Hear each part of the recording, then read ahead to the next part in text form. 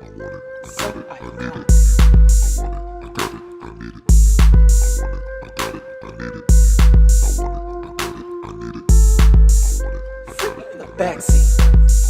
he got me in the backseat. Get him poppin' in the backseat. Take him in the backseat. He got me in the backseat. Hello. In the backseat. He got me in the backseat. Can you hear me? Yes, there you are. There we go. I'm gonna turn you up. Jonathan. Hello. Hello, Moreland J. Hello, hello. How are you? Good. I'm doing great. It's hot, y'all. It's hot. Yes. Okay, so thank you so much for tuning in. We are recording, so it's a pleasure to have you with me. I'm going to be asking you a few questions about your music, about quarantine, about all things great. Moreland J. Okay. Yes. Hi, everybody. Hey. So, tell me about your music style and how you got into your music. How I got into my music. It was like mainly an outlet for me to express myself in a dark time in my life. Actually, it was like a therapeutic type of thing. Mm-hmm. I'm not ashamed to say I went through depression and all of that other stuff. I'm not ashamed to say all that, y'all. Depression is real. Yes. So and I me, appreciate you sharing that too, because so many of us go through things, and traditionally we just keep it, don't tell anybody about it, but it's really healing, not just for you, but for our people to know that we all go through some stuff. So I'm sorry. Oh yeah.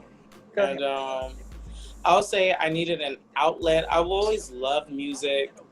For me, that's what saved my life, actually. I've always been really, really quick on to learning how to do things off of my own without any help. So with all my music that I do it all on my own. So that's what kept me distracted and to just stay focused and actually just follow what I love to do. I started off as kind of like a hobby kind of like thing where it's like I love to make beats and love being in my room and just having like a vibe / jam session. So I love doing that. So I would say that's what got me starting to do music. I actually needed an outlet to kind of express how I felt. And that's where I really started taking it serious and to, really developing it.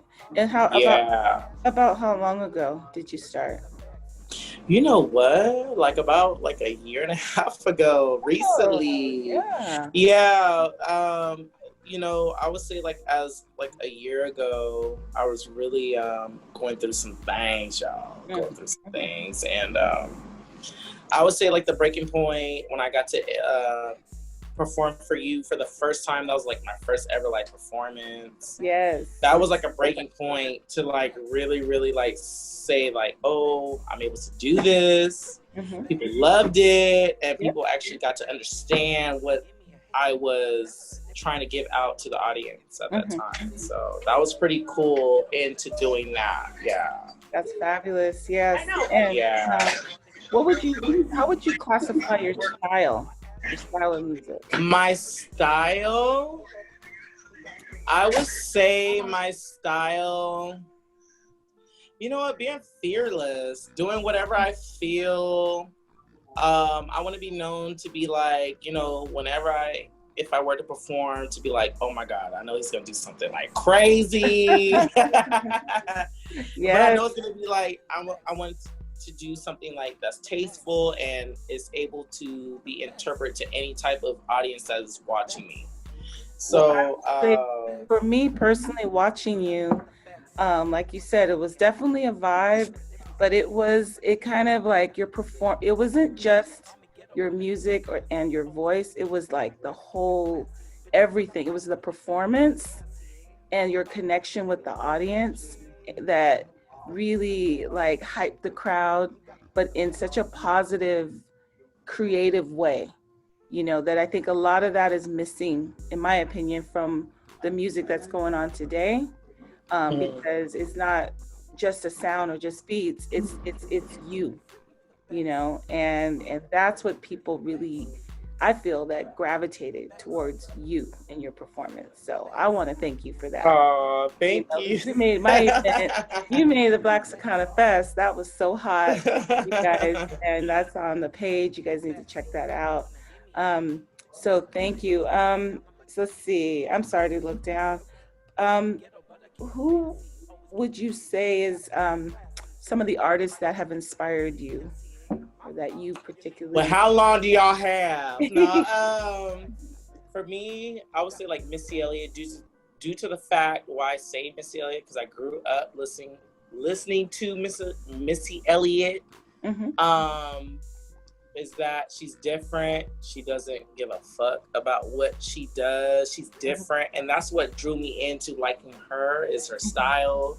She's trendy. She's like hit with it, and then she has her style with it, and then it's kind of like, okay, this is different, but I don't give a damn what she's doing. Like, you know what I'm saying?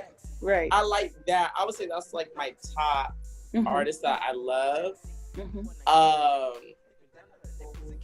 I would say Kelala. I love her because her vibe and everything like that. I love her sounds. I love her beats.